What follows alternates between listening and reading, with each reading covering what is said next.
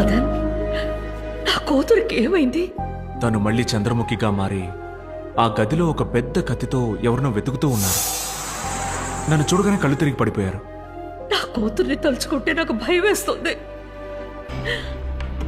నేను గుళ్ళో దీపం వెలిగించాను.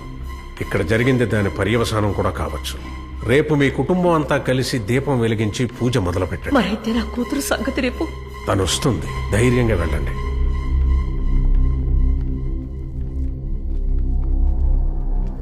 బాబు, రేపు మీరింట్లోనే ఉండండి. తను ఎవరిని వెతుకుతోంది, ఆ గదిలో ఏముందో తెలుసుకోవడానికి ప్రయత్నించండి.